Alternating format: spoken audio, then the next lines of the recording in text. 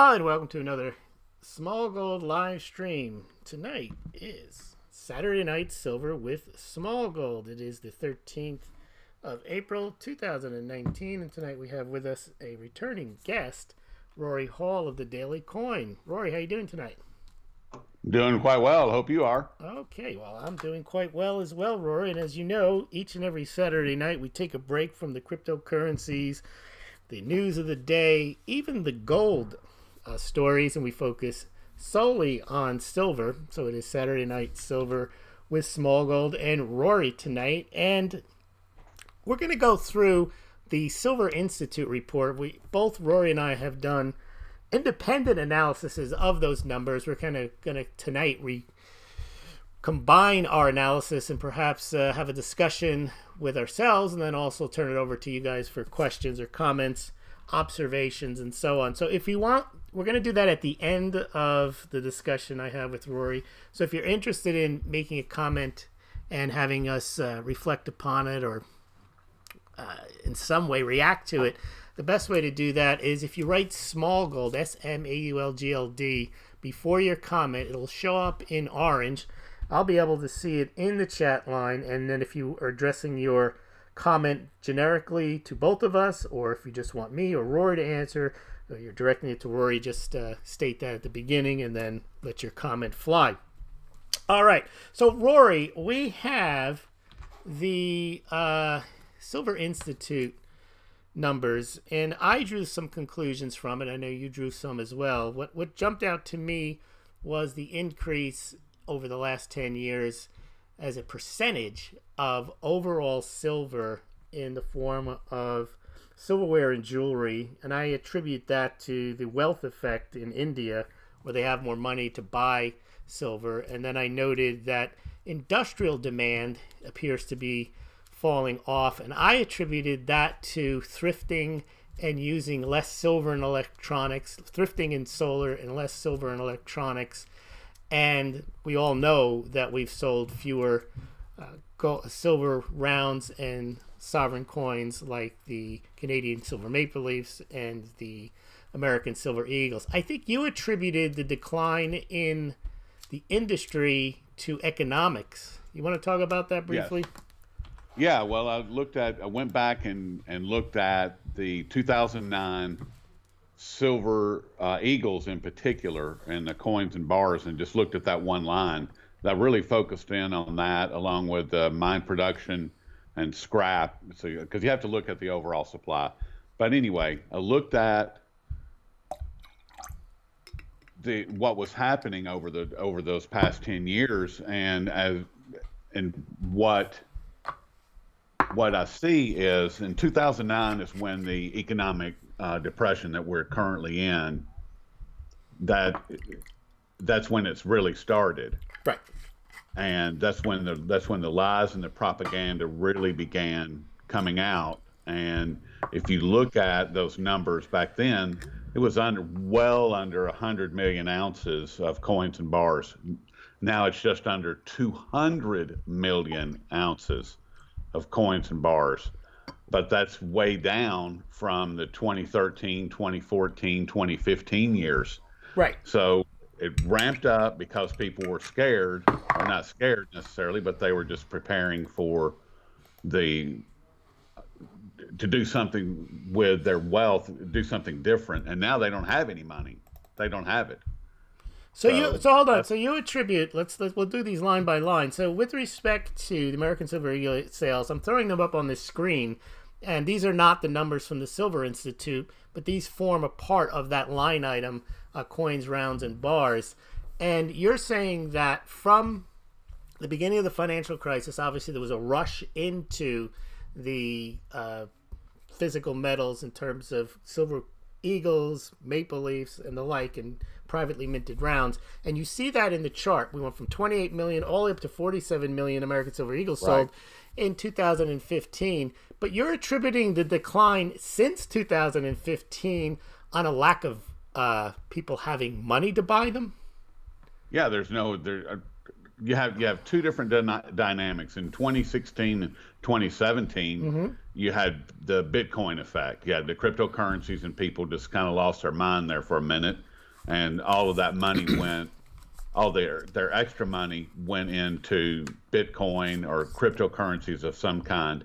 Now they just don't have any money because people that were buying, Bitcoins at 10,000 plus each, per coin, they're gone. They're broke. All right, so you're saying there's an alternative market that has a certain limited amount that pours money into alternative assets like physical silver, physical gold, and cryptocurrencies. And that money poured in 2015, even though from 2009 to 2015, you would imagine they wouldn't have had any money during those years, though. Would they have? I mean...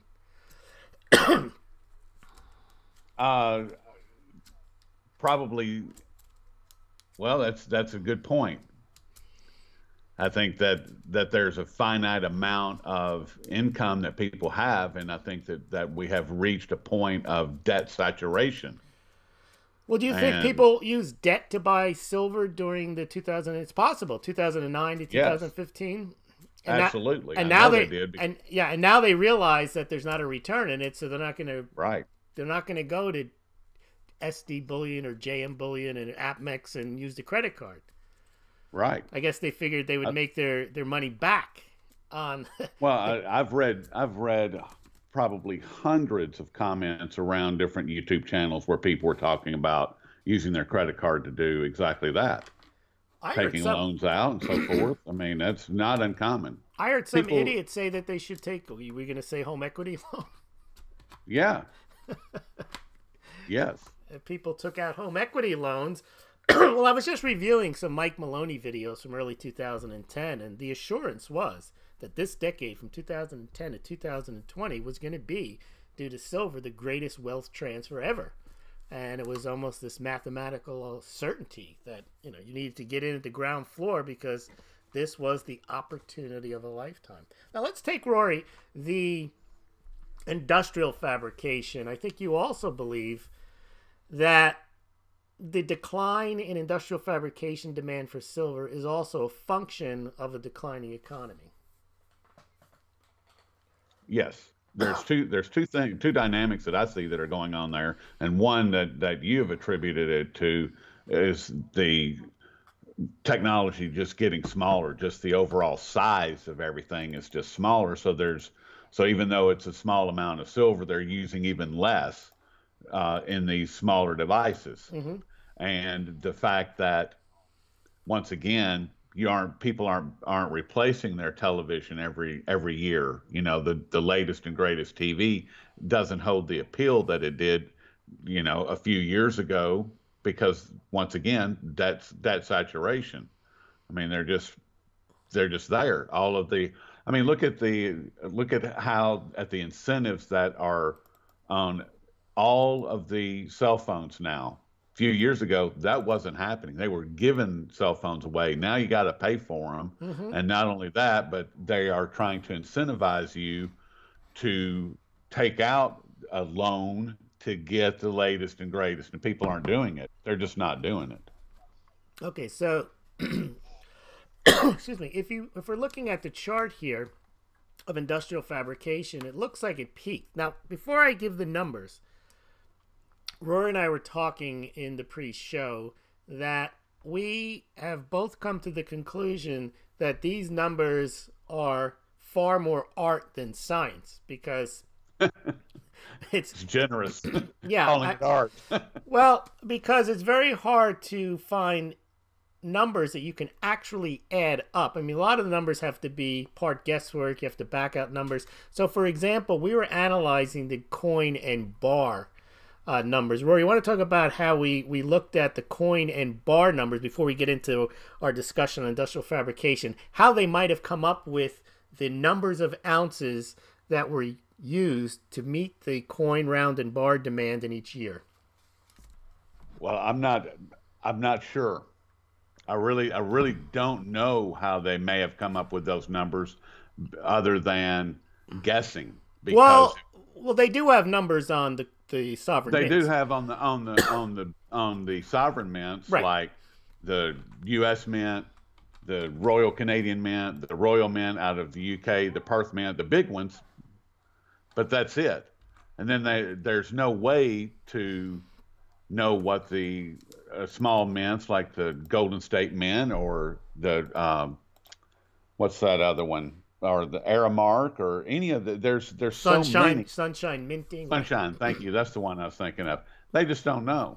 Well, because they don't publish those numbers. Now, they don't. They have to guess. And I remember back in 2015, I had added up the sovereign mint numbers, and in the 2015 Silver Institute report, they were pretty close to what I had. They actually had a little more because I think they added some African mint and some German mint that I didn't have access to, but the numbers were very, very close.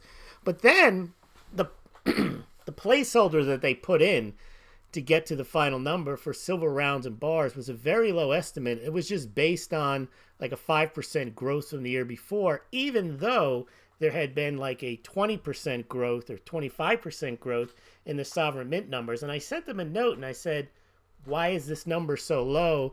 You would have expected that silver rounds and bars, privately minted silver rounds and bars, would have increased at least at the pace of the sovereign mints, because that year we know there were shortages. The Silver Eagles and the Canadian Silver Maple Leafs had to shut production down because they didn't have enough planchets, which meant that a lot of money that would have gone into sovereign minted coins went into the privately minted rounds, and their analysis didn't account for that.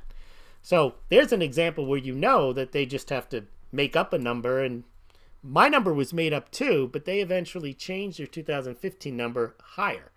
And you can imagine now when we take a look at industrial manufacturing, can you guess on how what methodology they might have used there, such that in 2011 there was a 653 million ounce demand versus last year a 578 million ounce demand? Well, I have to tell you, Lewis, I've got a really, really bad echo. I can still hear you talking, even though you stopped 5 or 6 seconds ago. Oh. And now your voice just stopped. And now I'm really bad echo, and it makes it very difficult to understand what's going on. Let me see if I do hear an echo too. Let me see if the comments have the same thing. But could you then go through the industrial while I'm checking?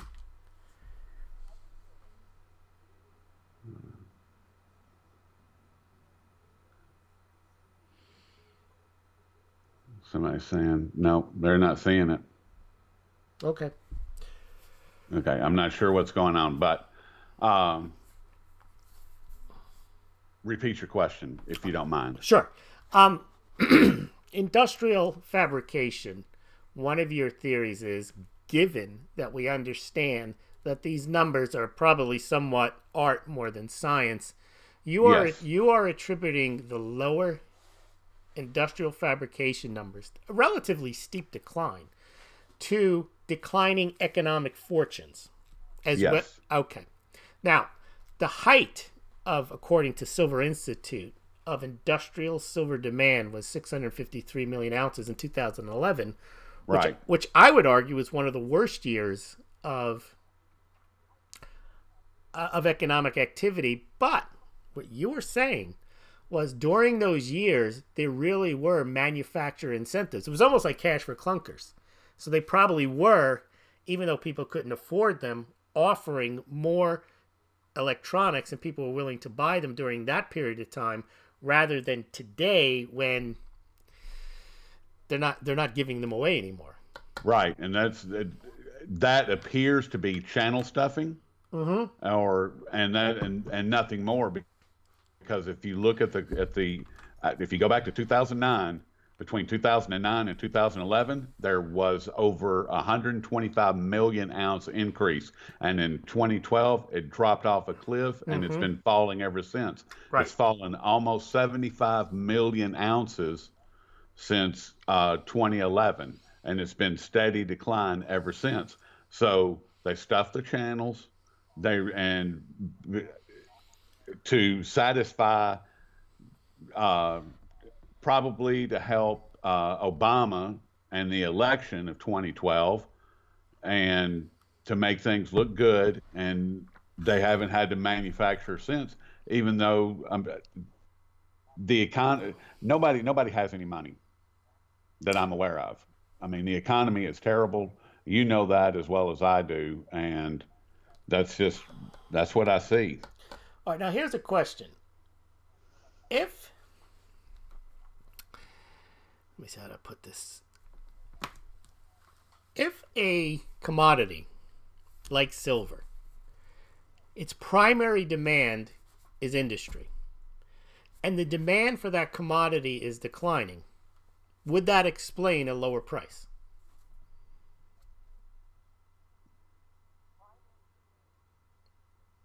In general. Hold on. That would explain a lower price. Okay. That is exactly what would happen. That sounds like logic. Okay. However, if there was a corresponding and greater decline in supply, then you could have a higher price, correct? That would be logical. Okay. Now, let's go through what the Silver Institute is telling us about supply versus demand and the numbers that you came up with on the physical demand versus the physical supply over the last 10 years. Okay. What did you find in physical demand for jewelry, coins, bars, silverware, and industrial fabrication versus what they say was available from mine production and scrap? Well, the demand has actually increased, but the supply has actually decreased. Okay. So, and during that time period, that seems to have happened how often in the last 10 years each year? each year, every year. Okay. And what's happened since 2009? Or The since, price of silver has gone down. It got up there for a minute, but that was it. even though Just, even though according to the Silver Institute, we're having these deficits on the supply and demand for those items. And then when you add in supposedly the amount of silver that's required to meet ETF demand, the number is a staggering 861 million ounces deficit from 2009 to 2018, which means somehow the price of silver has gone down despite losing an entire year's mining supply. yeah. Now you didn't include the physical supply deficit of 256 million. Well, no, that's So we're included. well. That's in That that I believe. Yes, that number is in is addition. included. Yeah, you take Oh, the 256 million deficit from jewelry, coins, bars, silver, industrial, and then you add in the ETF amounts that are missing, and you get a total of 861 million ounces. That somehow, I don't know how you meet the physical demand if every year, according to this chart, there's a deficit, which means they don't have it. right. The price would have to go higher. So that's what leads. And in Go ahead. some years, and in 2013 in particular, there's almost a 15% deficit, according to their numbers. A 15% deficit. They're missing 150 million ounces. Right. How is that even possible? Well, it leads me to believe. How do you go into where is it? And what I said in the video that I created the other day is, where is this warehouse at that has the IOU in it? I mean, and you and I talked about that a couple of years ago. It's absurd to think that there's some warehouse out there that is sitting empty, but the Silver Institute has an IOU in it that says IOU 896 million ounces. Yeah, but you can't make jewelry out of an IOU. You can't make silver. According to the Silver Institute, you can, and Well, they do. yeah, I think what's going on is they don't have a handle on the scrap. I don't know how they come up with 200 million ounces for the scrap. They know how they come up with it. But as you and I were talking, how do they really know how much silver is brought to refineries by coin dealers? I don't know how they come up with that number. Those companies largely aren't public, don't report that number. And the other thing is, for mine production, while you can come up with numbers, so for example, First Majestic is a primary silver miner. They report their numbers. You can add their numbers to Frenzillo. You can add their numbers to Endeavor Silver, and you can get how much silver the primary silver miners produced in a given year. But what I think is near impossible, not impossible to get, but hard to actually estimate, is how much silver is the byproduct of other mining, because I've looked at the financials of Barracks and other large mining companies, copper mining companies. They don't break out silver. And in some instances, if it's less than 5% of their annual revenues, they won't even report it. It may end up in a line in other. So we really don't know how much silver, especially if it's $14, $15 an ounce, they could be producing decent amounts of silver that just don't get added into the numbers. It can't be that somehow every year these numbers don't even come close to squaring, meaning that they're saying that supply is less than demand. It doesn't make any sense. And especially if you are not reporting, just like what you just pointed out, all of these numbers are ghost numbers. I mean, it doesn't. What's frightening about this whole thing is that this is the industry standard. This report, people wait for it every year, and then just like what you and I are doing, they pour over every line, and they make projections and determinations for the year based on this report. And this report doesn't make any sense. The numbers, a lot of the numbers, just like you just said, Lewis, they are guesses.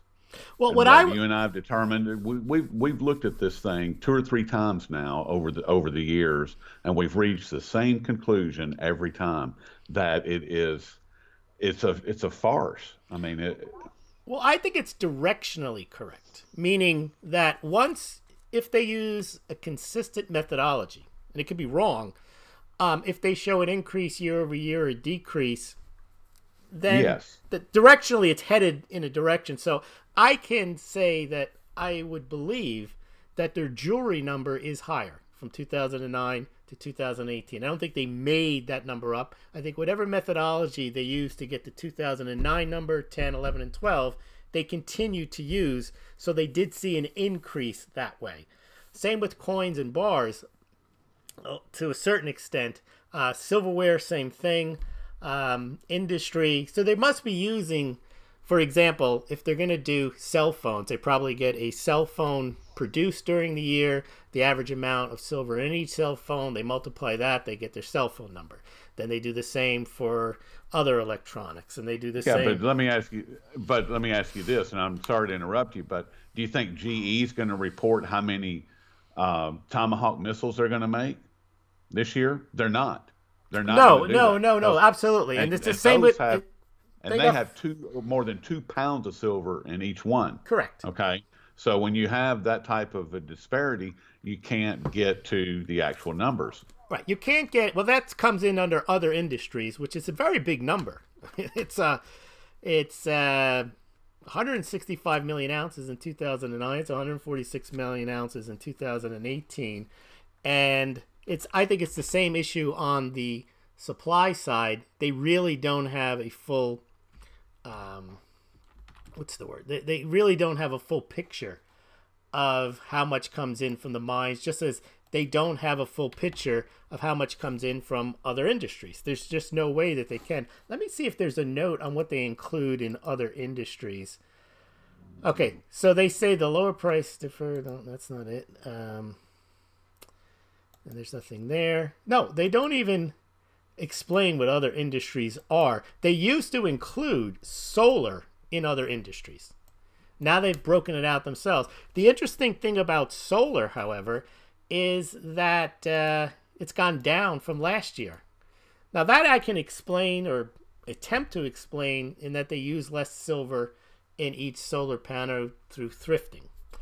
But the solar numbers are probably going to go down over the next two to 3 years because of the projects that are going to be coming to fruition in China and India and Morocco, because those numbers are those projects are supposed to be wrapping up in this year and the next year. And as you and I believe we talked about it a couple 3 years ago, were there? No, it was when it was on Shadow of Truth.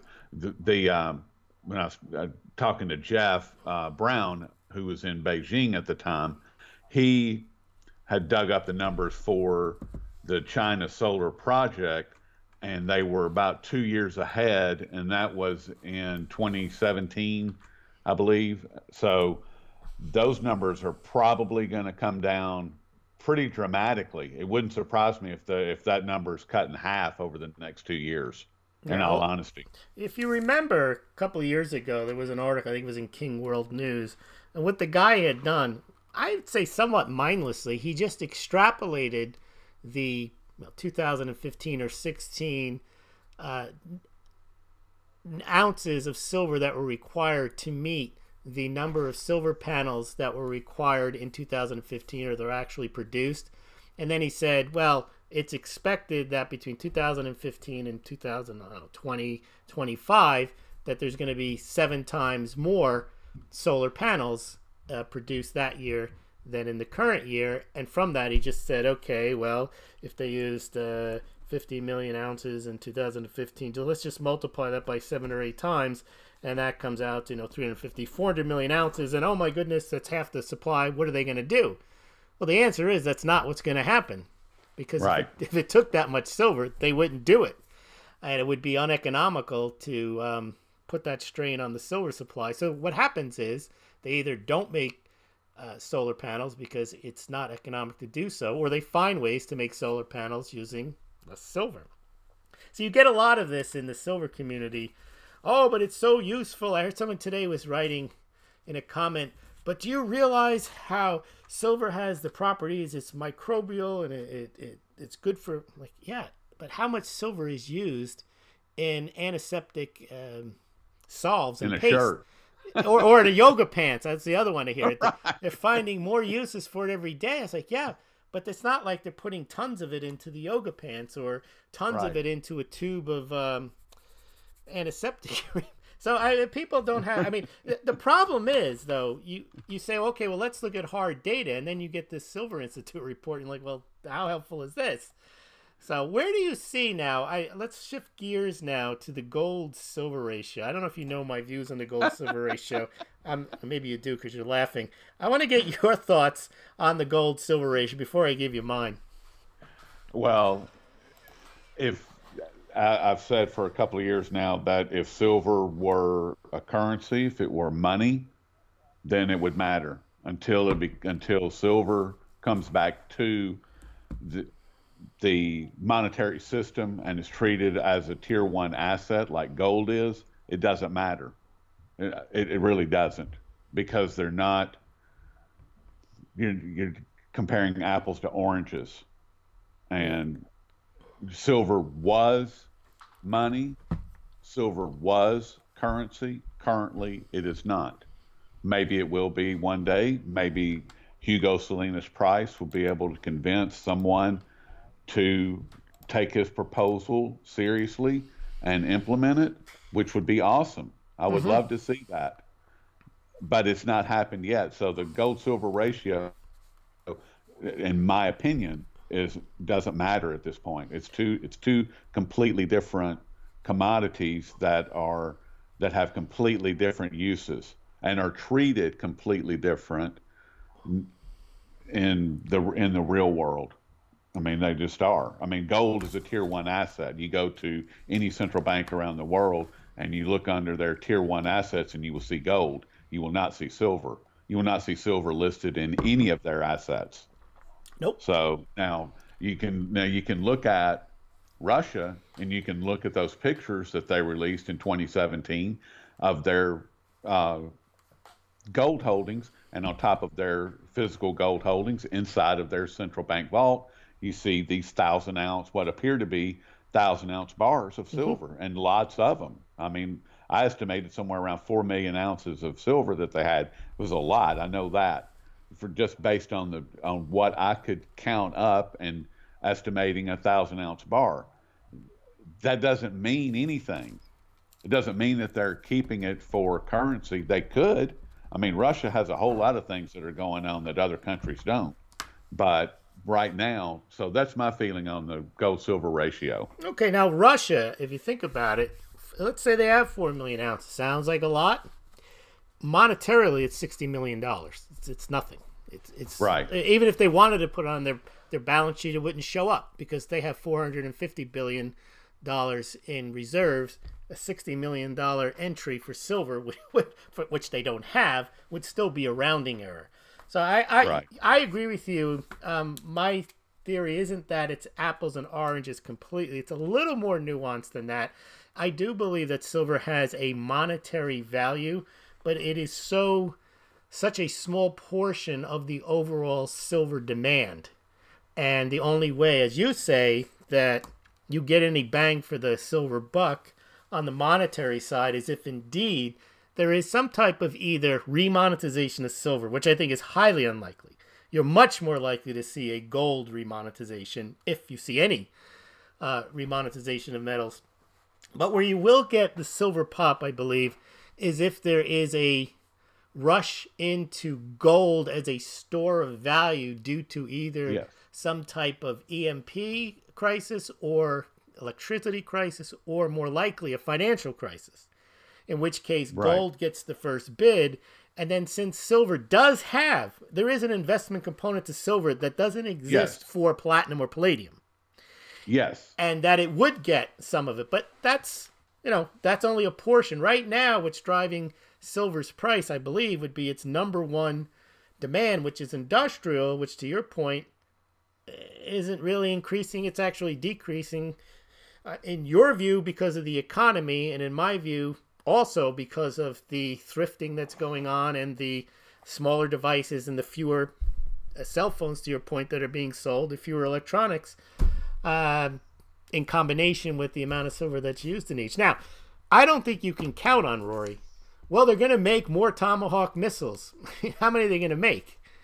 And it's like they're going to make more yoga pants, not that the two are comparable in the amounts that are used, but there is a limit to how many munitions you can make and stockpile.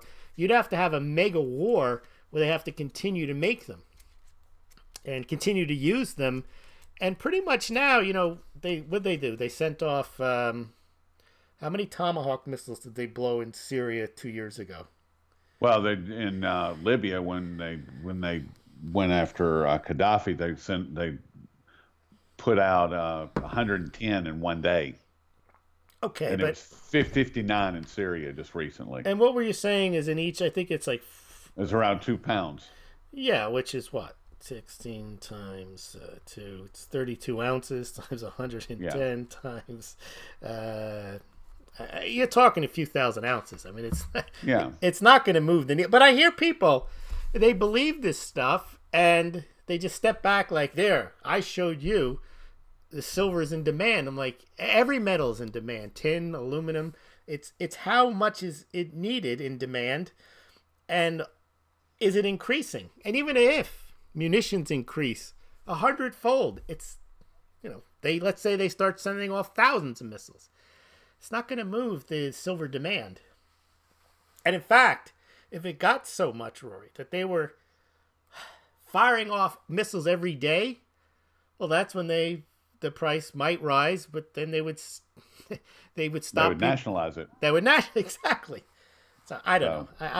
I'm not optimistic. And I don't want people to misunderstand. I love silver. Exactly. Me too. I like silver a lot. I think that it has a lot of value.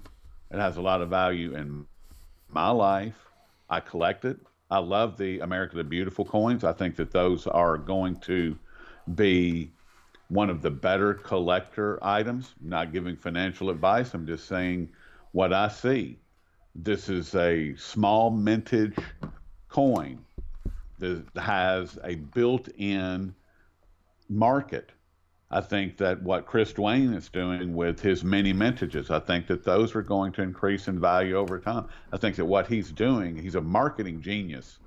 I mean, you have to admit, you got to give him props for what he's doing. He's marketing. He's making his own market. Yes. I love that. What he's doing, though, which is interesting, is he's managed to keep the demand, because it's small, for his Yep. coins, even though the underlying premise of what he's selling is being destroyed because he keeps talking about rising silver prices. That's not Yep. happening, but it's the underlying physical piece of art that he makes that rises in value far more than the silver, because the silver's going Now nowhere. we're getting somewhere, and it's the art. And if you look at, that's what I'm looking at. Historically, up that's on- why people liked silver, because it was shiny Exactly. and you could work with it as a metalsmith. Exactly. And you can make it beautiful. Correct. And that's the whole thing, is that's why I like the America the Beautiful. They're called America the Beautiful for a reason, because these coins are beautiful. And and once again, what he's doing, and one of my favorite coins that's ever been minted, there was only 2,500 of them that were made, and it was the Black Rhino. This coin is just absolutely breathtaking, in my opinion. The detail, the artistry that went into creating this coin, you can't do that in with any other medium. And that's where I think that the silver market is going to continue to grow. Well, I would argue, Rory, that a wealth effect is actually a better thing for silver, where people like Indians who can now afford an entire silverware set, that's where the demand is. Not in the, There you go. there's going to be some kind of collapse and I better have my stack of you know, a monster box of silver eagles is a waste because it's closed up in a box and you never see it. Or like those same Indians that are buying a silverware set, are they not going to? Are there not going to be some of those people that are going to want the entire collection of the America the Beautiful coins? Well, or I don't know if they'll buy those, full but set of. I guarantee you they will, because when all 60 of them are done, and that whole line is available for those 12 years. I think that those are going to be. I really do. I think that they're going to. I think they're going to be something to that. I to agree that they will be. I'm not sure they'll hold allure for Indians, but I'm sure that Indians will continue to buy silver jewelry. I mean, if you can buy 85 more pieces of silver jewelry, because that's what the gold-silver ratio is. Not that it's a substitute for gold, but you can have gold for special occasions and silver jewelry for everyday use because you can afford it. That's where I think the demand, and you're seeing it. You're seeing the demand for silverware and jewelry moving up, I believe, on a wealth effect in India. Now, remember, you may say the U.S. economy isn't doing well, but the emerging markets, which never had any money, would never even consider being able to afford luxury goods like a silverware set or even some costume jewelry. I think that's where the demand for silver is. And I also think there is something to what you're saying. In the silver stacker community, there is not an appreciation of numismatics. There's not an appreciation of limited edition coins, other than what Chris Duane does, because he ties the two together. But there's not that same appreciation for the metal. They just like to spout things like you can use it in yoga pants and it's good in silver solve, and they use it in missiles, and it's like, okay, they use copper in that stuff too. Well, they do. I mean, Exactly. I mean, you can make a copper shield argument as well. I mean, copper, you cannot lead your life without copper. I mean, if you didn't have copper piping, it's the deification of silver that I'm objecting to on the wrong basis. There is a reason people like gold and silver. It is a shiny object that has special properties, no two ways about it. But I think it's been polluted with these narratives that somehow it's going to skyrocket, go to the moon. I don't know. What are your thoughts on that? Well, I think that some coins will definitely go to the moon. Mm-hmm. Why? Because they're collectors. They're collectible coins. That's what I think. That's the way that it's always been. And you're going to find certain coins like the lunar dragon that came out in 2012. Who makes that? Perth. Okay. The Perth lunar coin. And I mean, they're awesome. They are beautiful coins, highly collectible. The America the Beautiful, the volcano, that Hawaii coin. Oh yeah, that thing has almost a $200 premium on it.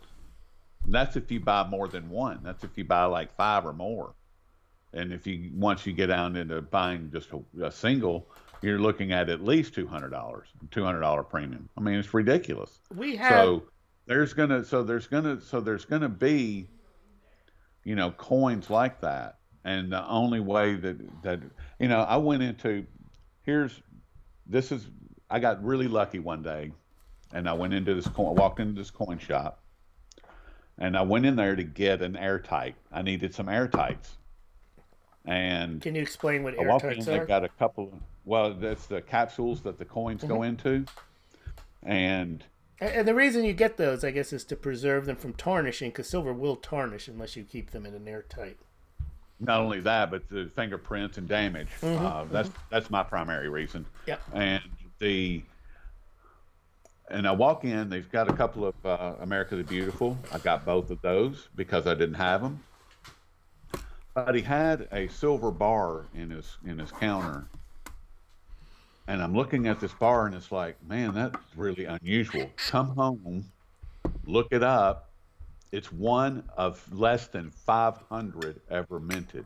And what was it?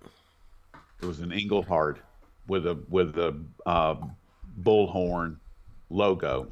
People collect Engelhards as almost as numismatics, even though they're bars. If you go to allengelhard.com, you will see exactly what the Engelhard market is doing. It is awesome. And those bars I look for all the time. I look for them. They're beautiful. This coin, or this bar that I picked up, I got it for just over spot. That bar in 2017 auctioned off for $2,500. Wow. It's a half kilo weighted half kilo bar, and there was two of them in that same year. Both of them, no, I'm sorry, not 20. It was 1,800. It was $1,800 for a half kilo, 16 ounces. So, you know, we have a subscriber, Fiona, and what she mentioned, which is a good point, is when the price of silver is low, that's when you can find your semi-numismatic or numismatic coins at a good price. Let's say you're collecting junk silver dimes or whatever. If you wanted to get it, when the price is $50 an ounce, a good portion of what you're paying is the metal price. So now when the price is low, you're getting the silver for a very cheap price, and now you're only paying the numismatic value, so you're getting a good deal. So it's probably, if you are a collector, it's a good time to buy. Now, the Chris Dwayne, and I haven't followed him, but I don't think he charges much over spot, does he? What does he charge? no.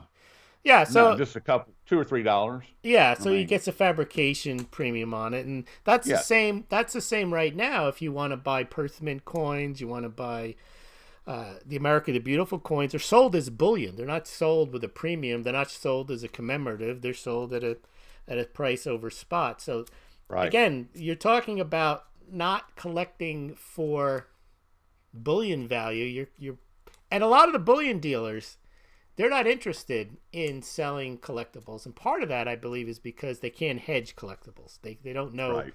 if they'll ever sell them. So they just want to sell you as much bullion as possible. Exactly. Well, see, and some of the, once again, the America the Beautiful, I can't say enough of good things about them. Some of the ones that were issued in 2017 and 2018, they already have small premiums on them. They're already worth, you know, $30 or $40 more than what when they were issued. But you know, Rory, So- as much as you like those, they have not captured a lot. I mean, they don't sell that many of them for a reason. And I don't know why. I think they're fabulous because I think anytime you have, I watch all of the U.S. Mint. They're about 3 minutes long, with the designer of each of the coins, and they explain how they came up with the coin design. Well, they didn't come up with the coin design.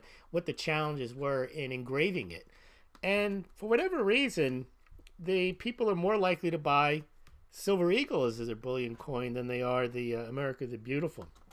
But there's such small numbers that even if only 10% of people who buy bullion like the America the Beautiful coins, you're right. There will be a premium on those coins, and there may one day become, once they stop making them, what is it, in 2022, that Yes. that there will be a renewed interest in them as something that they once did, and they'll probably stop. There's no legal obligation like there is to mint American Silver Eagles for America the Beautiful once they stop minting them. They're not required to make a 5-ounce bullion coin. Rory, before we let you go and go into the comments, I know that we might be breaking orthodoxy here, but since we have you, what are your, and this is supposed to be Saturday Night Silver with the Smaulgld, what are your views on the current gold market? Because there is some connection, silver and gold, even though we just kind of broke the peg. But what are your views on the gold physical market and the gold market in general?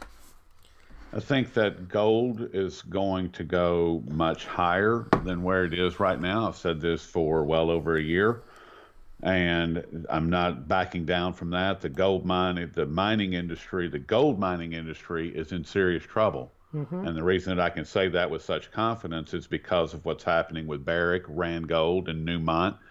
And when Newmont comes out and makes a statement to Barrick with their hostile takeover attempt, that this is an act of desperation. That's how they labeled it. This is an act of desperation.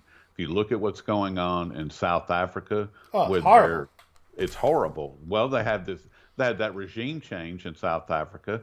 They hate the miners. They were already having serious issues with the constant strikes and everything going on. They're depleting supplies.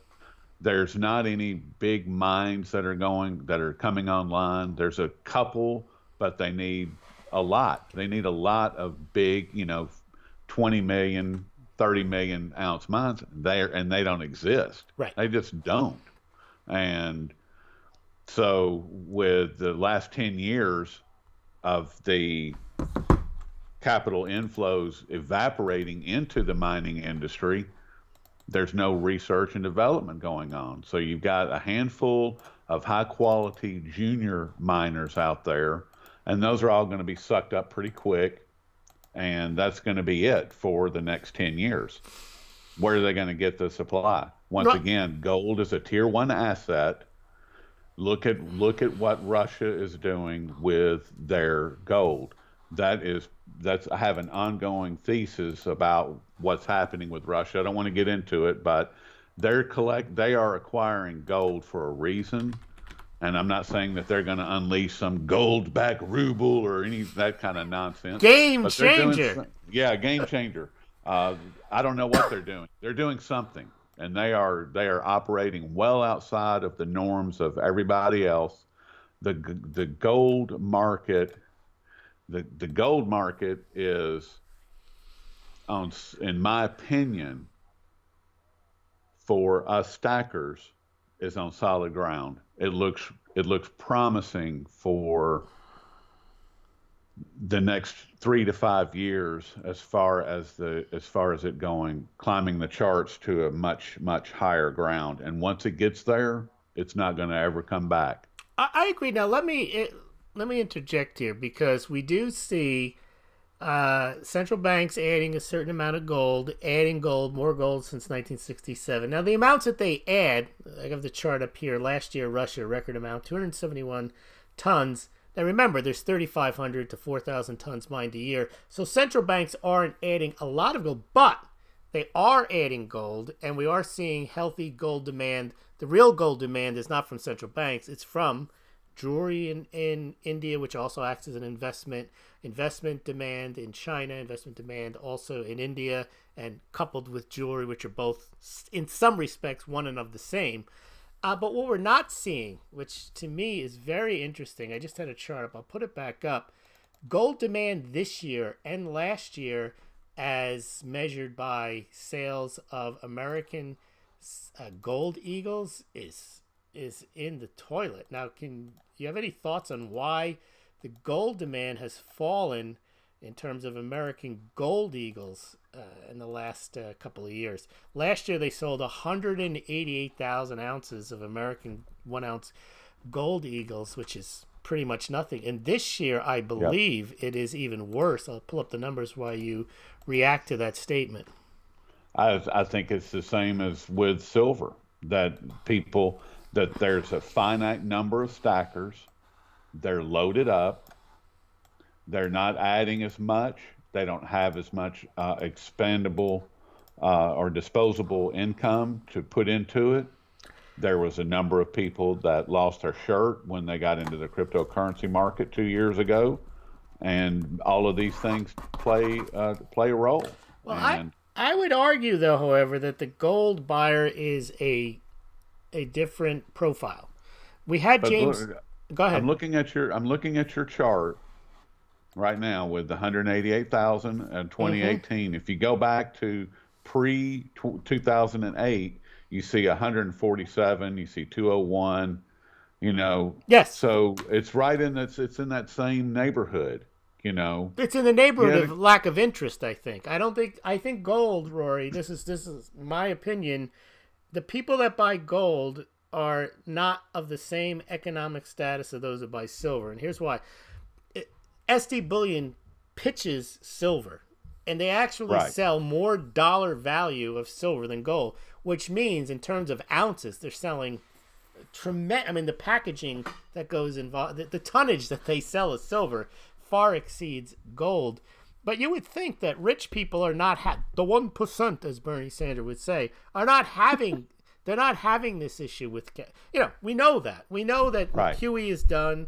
We know that over the last 10 years, the 1% got all the wealth and the food. We know that.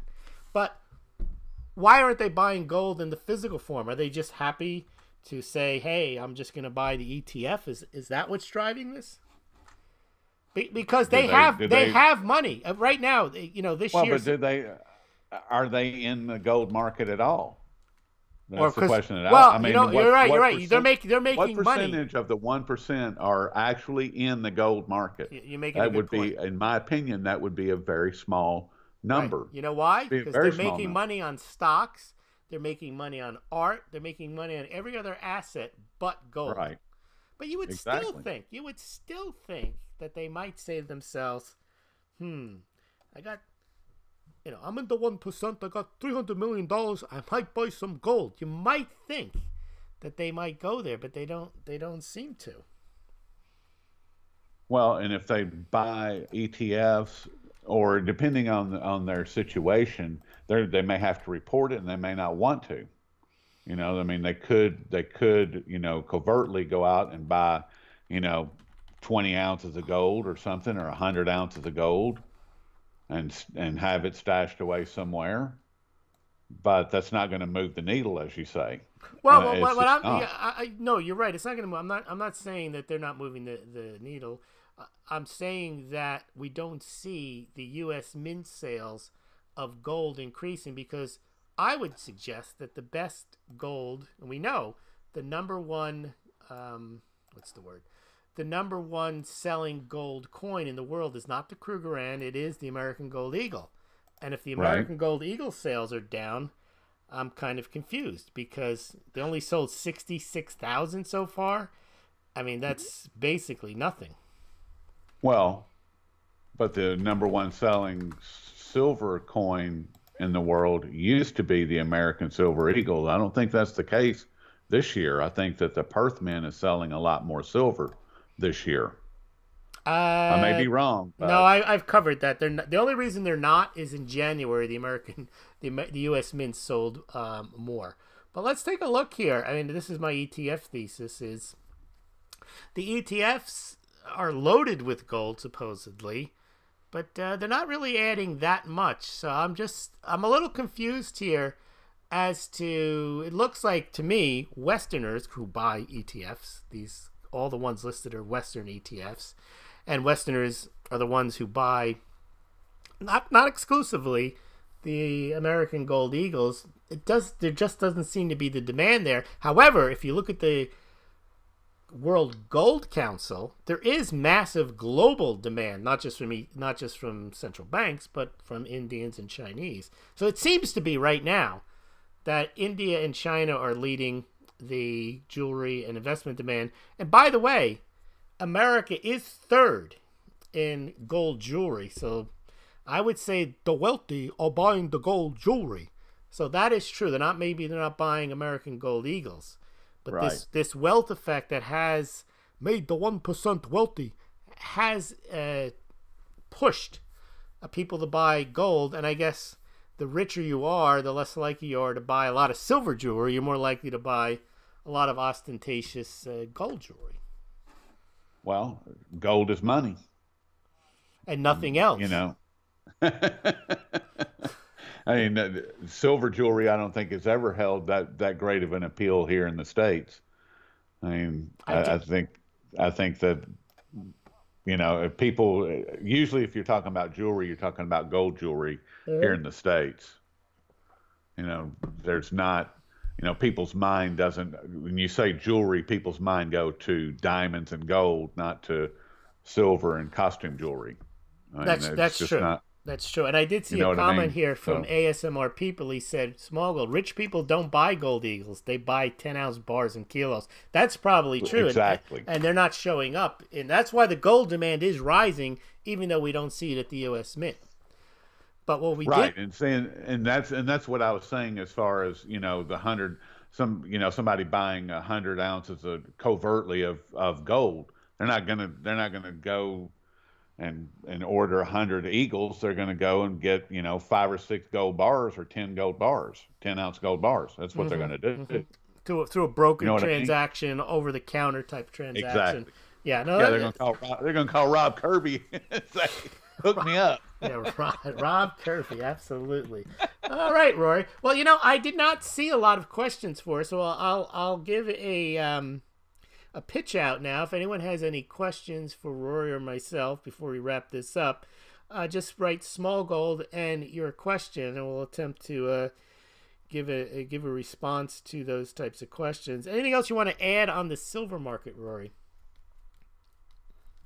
I think that I think the silver market it may be topped off at this point as far as stackers. I may be wrong, but I think that the stacker market is small and may be saturated at this point. Once again, economics. I would say, going back to Chris Duane and I think he's actually immune to a decline in stacker demand, because I don't think he appeals to stacker demand. I think he appeals to his oversized audience for the amount that he produces. You think so? Well, yes, because if he only produces, and I don't know his numbers, but I'm sure he's not selling millions of ounces a year.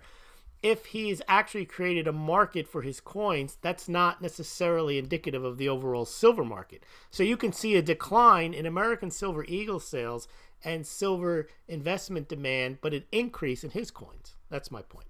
His rounds. Yeah, I think that he averages about 4,000 a week, something like that, between 3,500 and 4,000. I'd looked at him pretty consistently for a while, and that's what he was doing maybe 6 or 8 months ago. So at best, he sells 250,000 ounces a year.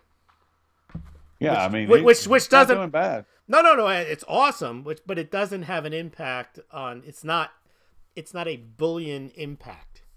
Right. So it's highlighting your point, though, that there is a market for silver in a form that people are attracted to. Not necessarily as bullion, but as a collectible, as an art, right. Object of beauty, and so on. Well, once again, I mean, that's what we were saying just a minute ago. Right. Is that's what it's always been. That's always been its main attraction, is art. I mean, it started out. It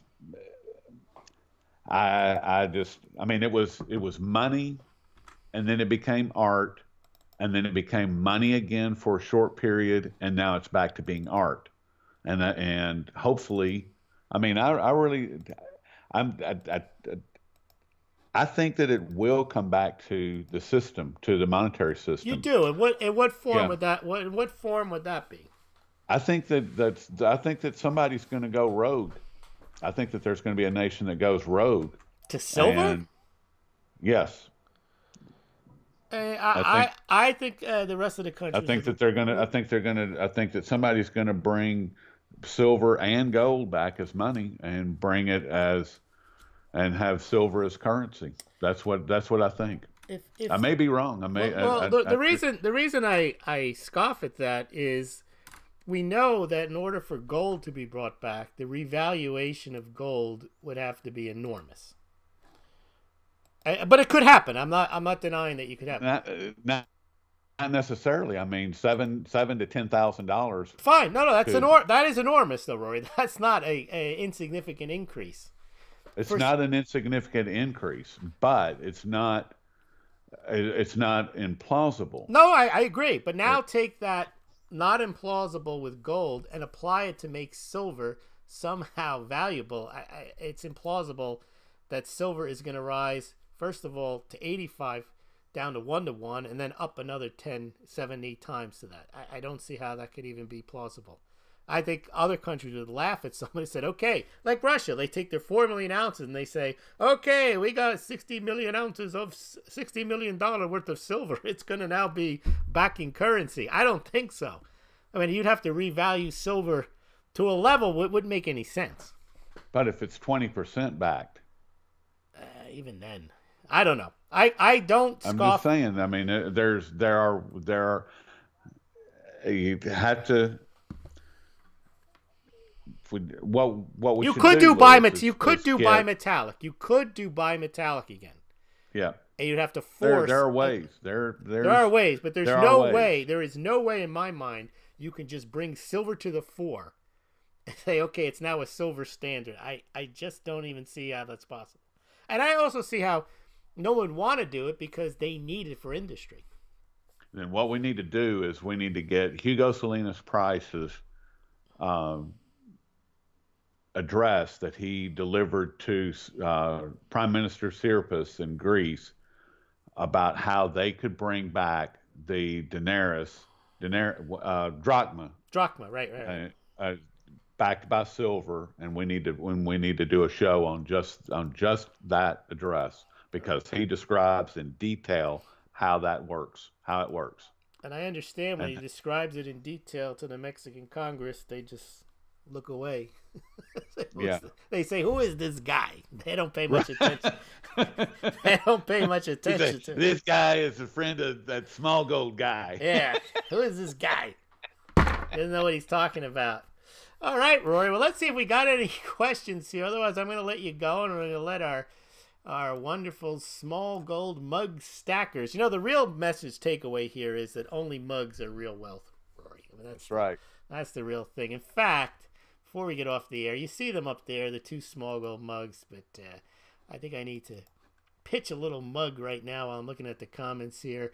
Just put up, you know, the Smaulgld mug stackers, they send me pictures all the time of themselves or them with their pets, and it's really nice to see. And you know, Rory, I don't know if you heard that SD Bullion, copycat SD Bullion, is now moved into the mug game. No. Oh, absolutely. Oh, you don't know that? Well, no. They are now full on. Here you go. Let me show you the picture of what they're doing. They are now full on trying to go after the Smaulgld mug market. And I told them if they're not careful, I am going to go into the bullion market and put them out of business. But here, last night we had to cover this. They are very serious about it's mug wars straight up. I mean, let me show you SD Bullion's latest. James Henry Anderson with the audacity to say my mug domination days are numbered. And he's showing SD Bullion. Now, we did a poll, Rory, and I don't mean to embarrass poor James, but wow, the mug poll showed that very few prefer.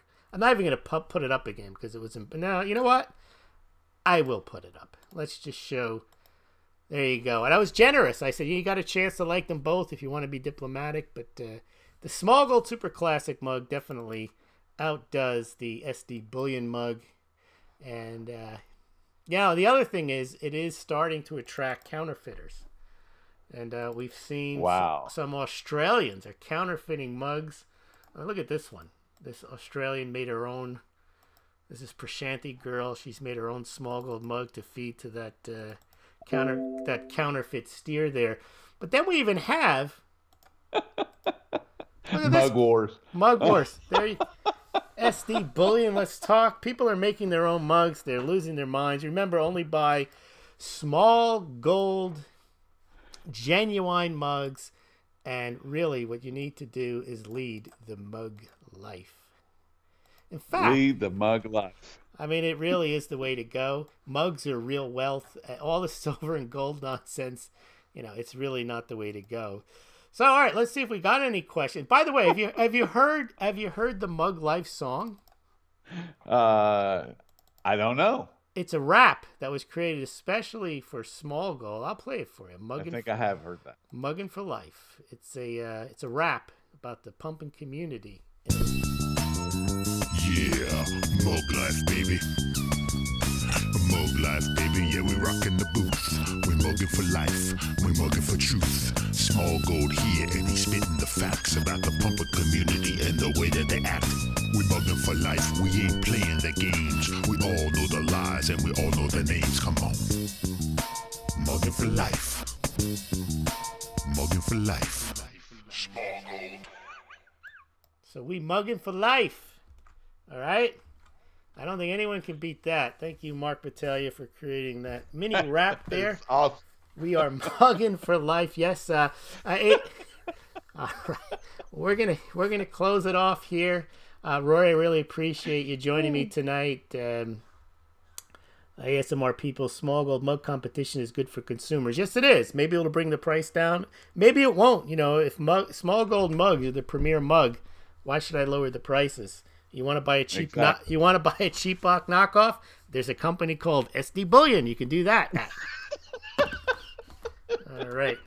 Well, I want to thank you, Rory. Well, this has been fun. Likewise, Rory. We'll have you back on again soon. And actually, I believe you and I are scheduled to do a more formal interview on your channel on Wednesday. Yep. So everybody, go over to Rory's channel. More importantly, go to the Daily Coin. Rory does a good job of pulling together the top stories, and then he interposes his own original content with that. Some of it's based on the stories, some of it's not based on the stories. So check it out, thedailycoin.org or the Daily Coin YouTube channel. Also available on BitChute. Did I miss anything? Nope, that's it. All right, Rory, anything you want to tell our subscribers before we head our separate ways? Well, just appreciate everybody tuning in and being civil. You have a good audience there, Lewis. So thank you so much. All right. Have a good night, everyone.